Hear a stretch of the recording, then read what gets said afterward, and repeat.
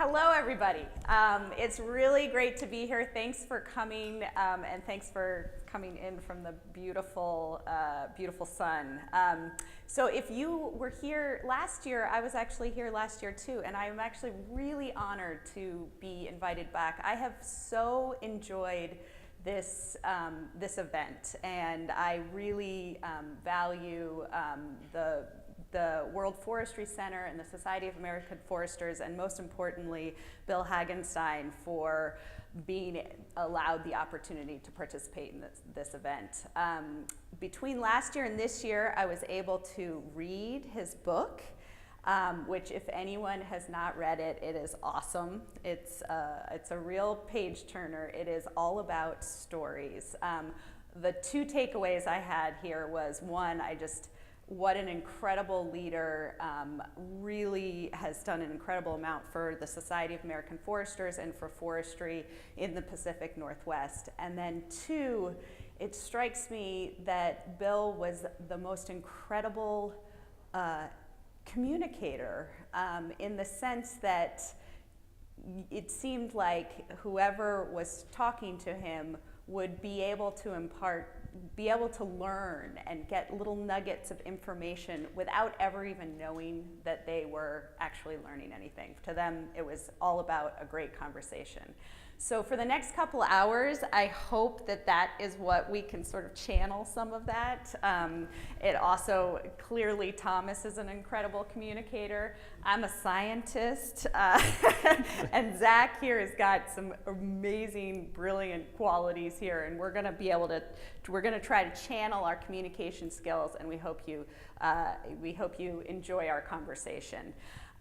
So I am not doing a formal introduction of Zach because we're going to kind of go through this as we go along.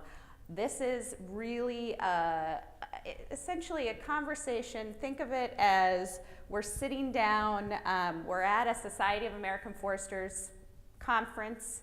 It's the end of the day. We've had some great sort of topics of conversation that we've sort of mulled on.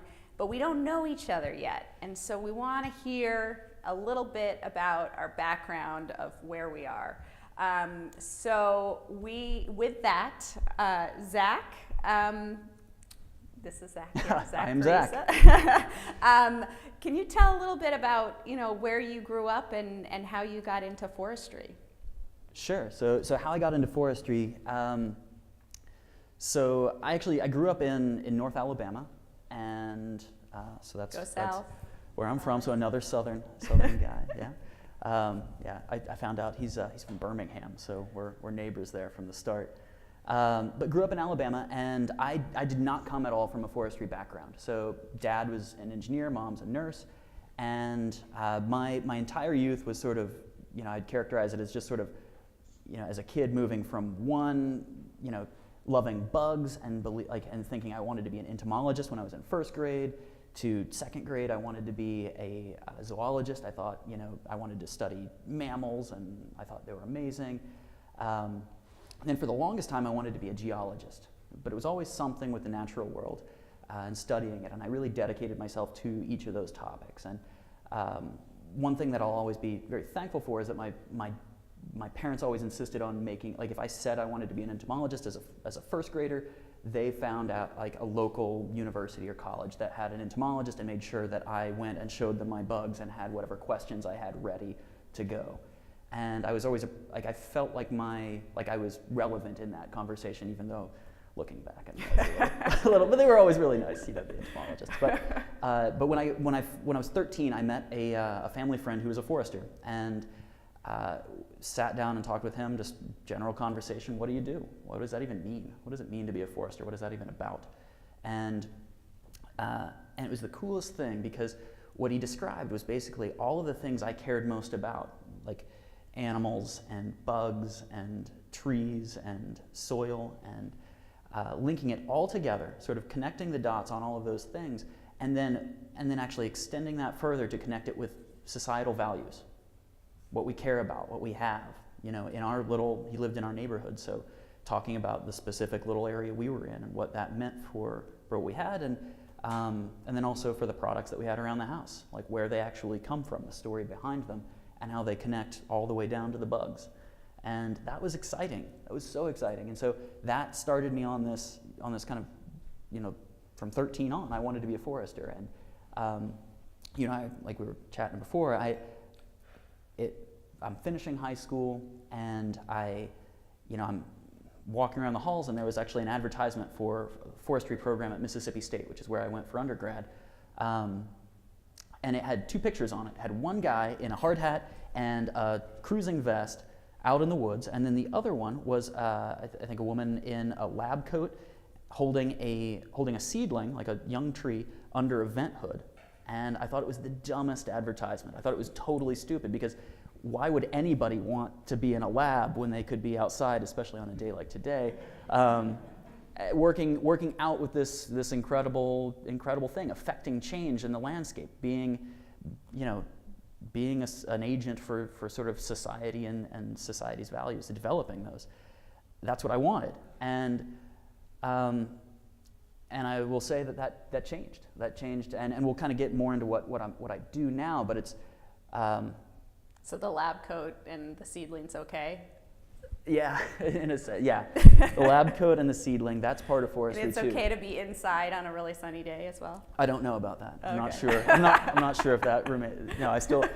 But it's I when I went to college, my friends, some going to do computer science or something else, I characterized what I was doing as totally different, because I was going to be working outside. I was going to be working with the landscape, and while they were curled like slugs around a computer, and I as we get more into it, while I'm curled around the computer, I'm still very much concerned with what's going on with the landscape, and still, or at least I still tell myself that I'm connected to that in a meaningful way. So that was how I embarked on this journey. Okay, so you went to Mississippi State, That's right. undergrad forestry, and then after that? To Yale, the School of Forestry there, Okay. for grad school. And along the way, I'd done some work with the Forest Service. I'd worked a little bit in private industry. I'd worked a little bit in Brazil and Bolivia, and so I had still sort of bounced around within forestry about whether I wanted to be an international, focus on international issues, tropical forestry. I thought for the longest time I wanted to be a forest entomologist. Mountain pine beetle, southern pine beetle, red oak borer were heavy items on the list, and I was excited to be part of that. But I wound up getting to grad school at Yale, and I was coming off some work in Bolivia, and the thing that really resonated with me while I was there is that there were these municipalities and sort of national governments, and then these little villages that were essentially all trying to speak with each other about the same place, the same resource, and they all had different values associated with it, and they all had to do something. And in the specific case, it was a forest that was within a national park that was managed, that was lived in by these people that had their community had been there for centuries, and they were trying to met out grazing rights and the need for timber for various reasons, for bird species and for water, for concern about flooding and groundwater infiltration. And balancing all of those out into one management plan that would somehow satisfy these things, understanding that there are trade-offs in those decisions, that became the coolest thing to me. It tied all of this stuff together, and it was so freighted and important, and I wanted to work on that. And I started working with a professor who had been at University of Washington prior to Yale, but he simply asked me, I sit down on the first day, and he's like, do you like Bolivia, or do you like this problem? Do you want to work this problem? And I thought what I was working on was transferable, and I said, well, it's the problem. That's what I think is most relevant here. And he had a similar case that was happening in Armenia at the time, and sort of some interest in funding associated with that. And having never really thought much about Armenia, which is a very small country, like the size of the state of Maryland, just to the right of Turkey, left of Azerbaijan, below Georgia, the country, and above Iran. And anyway, I wound up working there on those problems, hoping to work on those problems. And I showed up ready to go with this stuff, and with kind of an analytical framework in mind, all the math cranking away. And all I needed was a starting point. All I needed to know was what they had right then, and I could start working on sort of the next steps to try and adapt something that might work well for, the different levels that they had. And you had like inventory or trees or wildlife or yes, everything. Everything. Just inventory. So inventory was where I meant to start, and they had nothing really. Well, they had a Russian forester's description of the forest from a walk in the woods in 1960. And translated, right? And so they finally get this to me, and I'm like, well, crap, like nothing, right? So then my life became getting that information, so we could even start to ask and answer those critical questions that were important at the time. Like for them, it was just, it's just this really small little village essentially. Mm-hmm. So that was where it turned analytical for me, where it really became about characterizing the state of forest. I work in forest inventory for the most part now, but and is related to that. Yeah. Okay. So you decided that it was important to figure out how you can measure before you can manage, and how you can assess at a sort of broad scale, what is out there on the landscape. So that led you to. So if you are working with millions of acres of forest land, but you still want to be able to develop management plans for something very small, or to understand or recognize some critical or interesting habitat or interesting element about the forest that might be just the size of this room or something like the size of this stage, that's a tall order. You can't walk that many acres. And so many of you might be familiar with some remote sensing, the advent of Google Earth, Google Maps. You could look at your house. Well, you can also look at these trees. And so it became our challenge at the time to try and characterize all of that, to figure out where is the bird habitat, where are the trees that you could potentially cut for this growing furniture market, for this little community in Armenia, so they could have some economic development, so they could build roads and have a school and all of these things that they want. Where can they collect berries? Where can they collect mushrooms?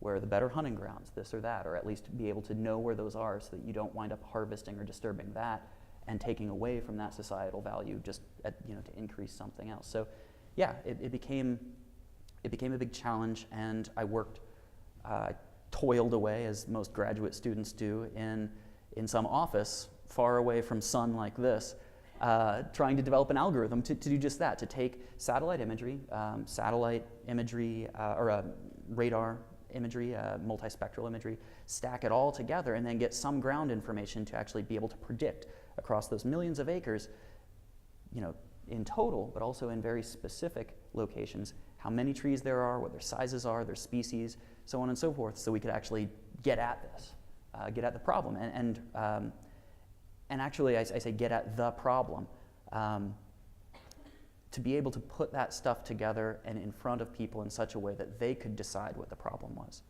so that they could decide collectively what their common good might be, so they could envision what the future they wanted is, and where and look at where they start from and try and map a way to get there.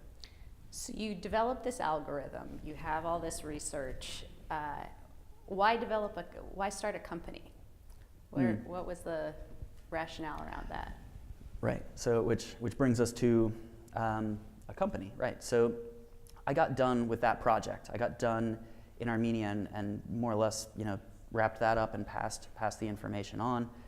And I was excited about what we'd worked on. I was excited because I thought, having worked in industry, I'd worked a little bit with Plum Creek. I knew that those issues were the same issues that large companies in the U.S. were having, were the same issues that small landowners in the U.S. were having. And I wanted to see that work made useful. And I also believed at the time I wanted to be a professor. I thought the way to do that is to publish papers. And so I go out to these people in industry that I'd worked with, and I ask them a pretty simple question. What journal articles or what journals are you reading? Because I want to publish in those so that they'll come across your desk, and then then you can just take it and run, right? That sounds pretty straightforward. And it was laughter. It's like, Zach, we're not reading journal articles. Like that's not how this is going down. If you want us to use something, build a tool. Come back in here with a tool. Show us that it works, and we're off. And yeah, we'll use it absolutely. And so, yeah, it's such a good segue because I've come across the same thing. In my professional life, I've come from an academic background. I got my PhD. I thought I was going to go into academics, and I ended up working in the industry, and realizing that there's this big gap between, there's just an incredible amount of research and really great minds and brilliant stuff and methodologies and knew this and knew that that's going on in academia, and they're publishing papers that are like 80% asking the right question, but not completely, and there's no translation into, trying to get that information into the hands of the person who needs it in the, I guess, as Thomas would say, in the same language or vernacular that the person needs. So, just the same as we're trying to talk to different people, different ages, different others, it's also, even within the traditional forestry world, there are different segments and different vernaculars. Absolutely, yeah. And so there I am, and I feel like I'm looking at this now with new eyes, where it's like, it felt like there were two forestries. There was like this academic side and a conversation that was going on there, and then there was this applied side, people that were actually responsible for managing these acres, and we're trying to make real decisions on the ground. And I veered left. I looked at it, and I had been working in the lab with a guy who was computer science, and I was doing all the kind of measurements, statistics, remote sensing, and he had the skill set to scale that. So I could run this algorithm on 5 acres on my laptop in 5 hours, right? And that wasn't going to do for real practical stuff. So we worked together to scale this and make it work, and that was really where we started. So the company is 9 years old? That's right. It'll be 9 in January, so it's still 8. Yeah. Okay, 8 years. And largely able to measure inventory at scale. Are there other sort of attributes of the forest that it's able to measure? Yeah, absolutely. So so when we talk about, for the last 8 years, really, we've been running inventory projects for government agencies and environmental NGOs, and the bulk of our work is with industrial forest landowning companies. And for them, again, for all of their management units or further down from that, we're characterizing number of stems, sizes, species, and helping them develop, with that information, management plans and value it. But like you're saying, there's a lot more that you can do with that information. And so a lot of the environmental NGOs that we work with use that information to characterize the structure for something like bird habitat or elk habitat at scale. And so that's something that we're really excited about. And beyond that, excited about scaling that up and making that more readily available for others beyond just industrial owners or the largest environmental NGOs. What is it about technology today that enables this to happen versus, say, 10 years ago or 15 years ago? No, would 10 this even, have been allowed to happen? Have there been new sort of advances that have enabled this to? Yeah, absolutely. So the biggest changes for us were, one, the availability of all this remotely sensed information for low or no cost, government satellites, or low cost. Now there are private providers. There's a company based out of San Francisco that has a constellation of almost 100 or I think more than 100 satellites up now that are the size of loaves of bread. And they take pictures at 4 meters, 4 bands, every day across the world. That didn't exist years ago. Landsat wasn't free, although we've had it for the last 30 years. It wasn't readily available, but the USGS, I think, and the US government in a wise move, made that available for research and for commercial use like this. And so information, it's become a fire hose. There's more than we can even deal with. Computational ability. So 10 years ago, there was just barely Amazon Amazon Web Services, which if you're not familiar, it's basically like an old mainframe. It's like where computing started, a central mainframe that you can pay for to buy compute hours. And so I could never run this on a single computer.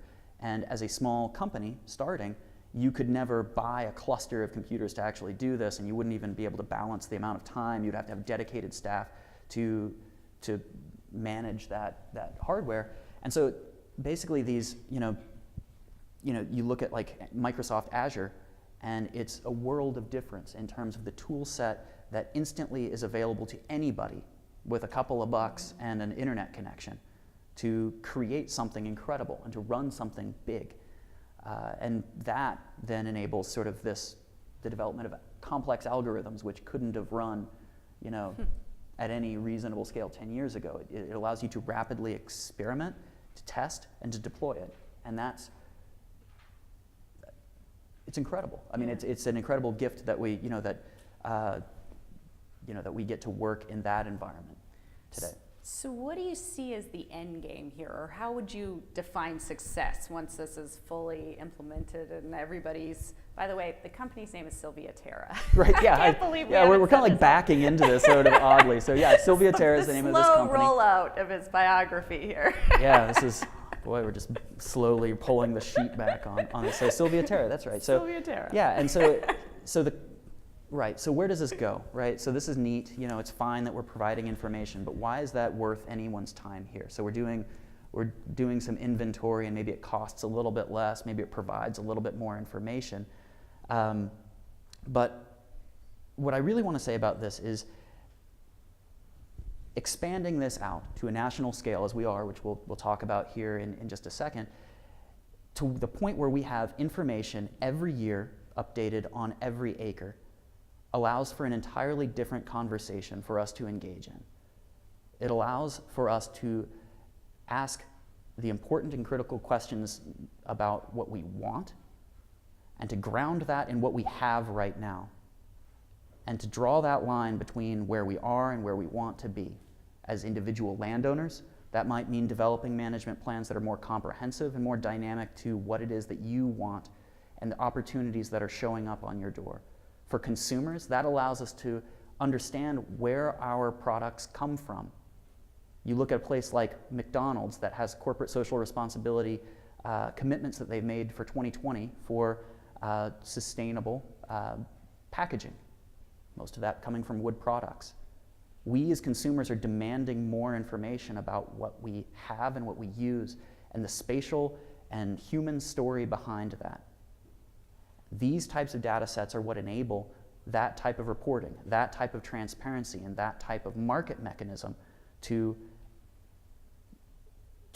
make it possible for the purchase that you make at a coffee shop to translate directly to improved forest management, improved on your terms, improved on our terms. So that's really interesting, because the data is not just going to be private information for a particular landowner to make management decisions, but also most of it is in the public arena. So the data can be there for transparency in terms of highlighting what is happening on the landscape, which I think will be a great opportunity. I think it will be a great story to tell. We are often, as foresters, around in the U.S. are saying, there are more forests today than there were 100 years ago, and we're growing more than we're harvesting. But all the public hears is, you're clear cutting, and you're cutting, and it's bad, and clearly that must mean that you're reducing the amount of forests that are out there. So this, in theory, is laying it all out so people can see. Well, that's the idea, but to move the conversation past this binary of forest, non-forest, is it harvested or is it not harvested, clear cut or is there something standing there? But to actually say, well, what quality of forest are we talking about? What would constitute a good forest? What is your definition of that? Or yours or mine or everyone's in this room, if we all were forced to sit down and have no one could leave until we had a concise document that described what we believe is a good forest. shut the doors. Right, yeah. It's going to be a number of days. It's going to be a long, yeah. But the idea is to increase the exchange capacity for all of us to deal with that question more comprehensively, to ask questions like, well, how much mountain lion habitat should we have in the state of Oregon? And where should that be? How much would be too much? How much would we pay for, additionally, for a napkin for it to achieve some level? What about this bird habitat over here? How much owl habitat is the right amount? In something that is more tailored to our lived experience than sort of ham-fisted policy that gets implemented at one point and then by the time it's actually carried out on the landscape scale, it no longer matches what our values or our understanding is anymore. So, is there a particular project that you're working on now or have in the past that sort of can give an example of this practical? Absolutely, yeah. So the project I'm most excited about right now is what we've been working on with Microsoft's AI for Earth for about the last year, and that is to develop a forest inventory at the U.S. scale, so for all of the continental U.S., at a 15-meter resolution. So for any polygon, whether that's a stand or your ownership or a county or a part of a county or an area around a mill or the state, you can draw a ring around that and then you can extract an inventory and the precision on that inventory and look at questions just like that. How much habitat for this species is there this year, and how has that changed over the last 10, like a stock ticker? And if I was going to manage it in a different way, or if I was going to put a market price, if I was going to say, well, I need for there to be this much habitat of this, what is the least cost path to get there? And now we're working on, with that data set, with the Nature Conservancy in Pennsylvania now, in a pilot project, to make payments, incremental payments to private landowners to augment their management, to achieve these alternative goals, to integrate that just like we would any timber price into the decisions that are being made. And that to me it's going to be critical for us in the process of designing and building and visioning out what the forest that we want to be is, and then actually getting there. So what's Microsoft's why are they investing in this? Why in Microsoft? This project? Sure. Well, that's we should have somebody up here from Microsoft to really answer the question. But for them, they see these as the critical questions going forward. If we're going to move forward as a society with, they look at things like, you might have heard the phrase Internet of Things, but they work with loads of suppliers. Their IT is deeply embedded in most of the top 5,000 companies in the world. And as we are demanding more information, and as more information is sort of out there about who's in our social network, how are we connected to other people, what are our values, how could somebody market more perfectly to you so you don't actually have to engage in something like, out of all the possible things you could buy, like mustard, instead of looking at a wall of it, if they could just winnow it down to the few things that actually align with not only what you like taste-wise, but also what aligns with your personal values. Those are the neat questions that we're coming up to, and we need to be able to sift through this massive amount of information. Sylvia Terra plays a role in that. We focus primarily on forests, but Microsoft is working with companies that are looking at energy, water, land use change overall, and trying to put that together so that you don't have to deal with the story behind everything. The truth of the matter is, if I was to ask a simple question about what's the story behind everything I consume in one day, because everything we work with is either grown or mined.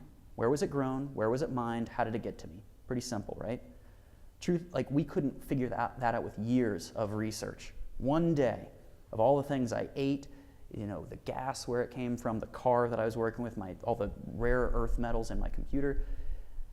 But that's not going to be the case in years from now. And that brings us to a better future, where we can be more.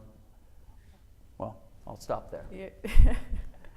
So in all of this, it sounds like You're spending an awful lot of time at a computer. Yeah. Oh God, it's true. That's true.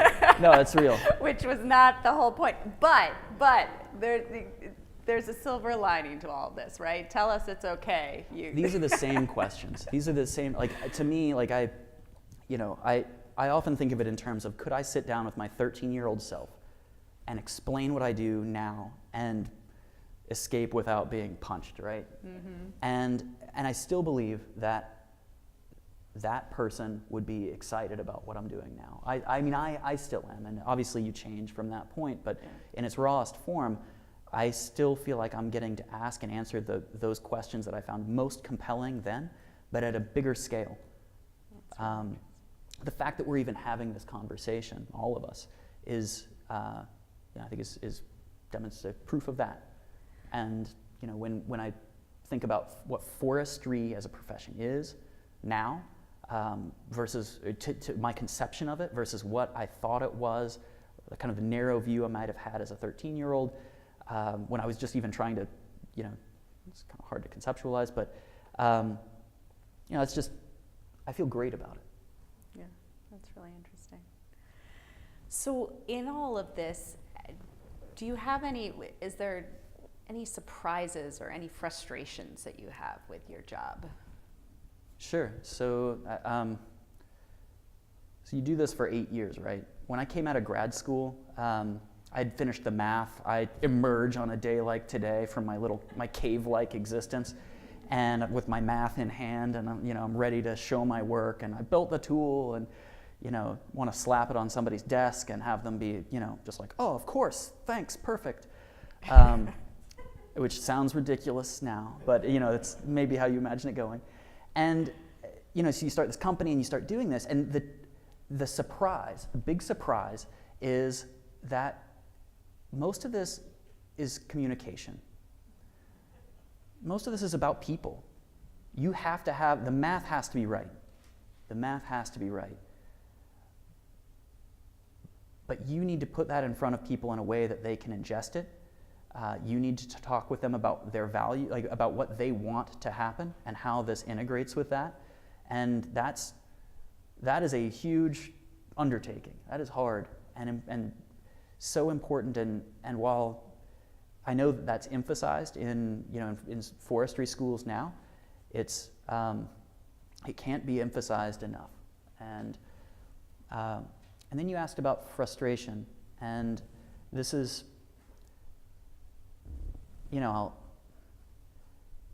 when I think broadly about some of you out there are foresters, some of you probably are not, or just, you're kind of interested in the field, but most people don't, when I tell them that I'm a forester, they imagine that maybe I work with individual trees, or, that I'm like a tree doctor, or that I'm a firefighter, or that, and these are all amazing, wonderful things that are related to trees and forests and forestry. I think one of the main reasons that people don't know a lot about forestry, and also that my view is that forestry is struggling to progress as a profession, is that in this profession, there are limited avenues to demonstrate excellence. Mm-hmm. And I'm not talking about forest inventory necessarily so much as broadly forestry, being a field forester. In a room of foresters, if half of the people are below the median in terms of excellence in some aspect of forestry, how would you identify the amazing ones? How would you ask them questions about how you too could become excellent? In art, there are museums. We can go and we can look at the masters and we can say, wow, this is exciting. I'm not an artist, but I can look at this and that is impressive.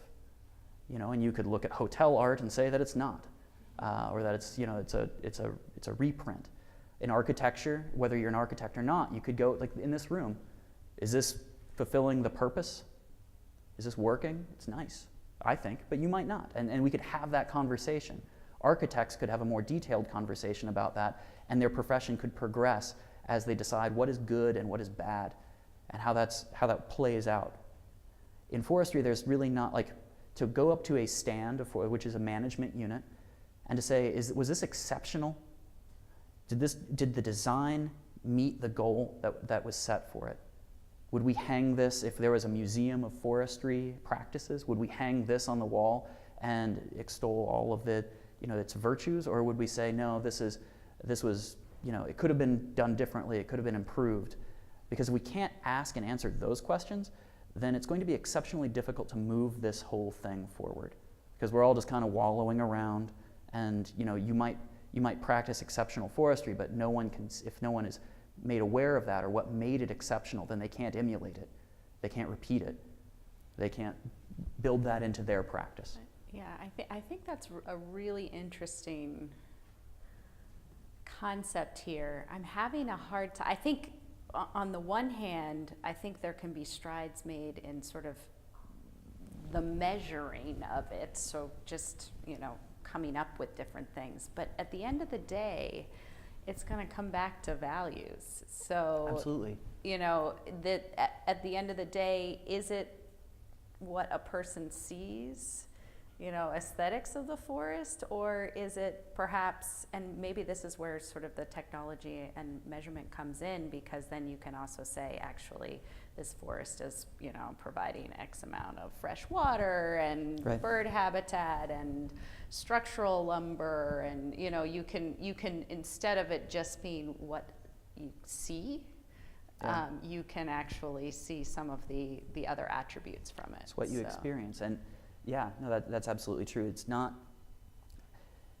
There was a professor that I had when I was in grad school, and she was it was going to be my social class. I had to, my social, like more, not the statistics, not the remote sensing, not the math. It was going to be my touchy-feely class, and so I show up, and I was, which, naively, I don't believe that about the class now. It was maybe the best class I took in grad school, and I show up, and I told her about this Armenia thing, and I just had to get the measurements right, and everything would work out just fine, and she was like, "Oh, that's a very positivist view." And I was like, that sounded like an insult. I'm going to go look that up. And it was absolutely correct. I was a positivist, and sometimes lapse into that from time to time too. The measurements are good. Again, you have to get them right, but it's the lived experience.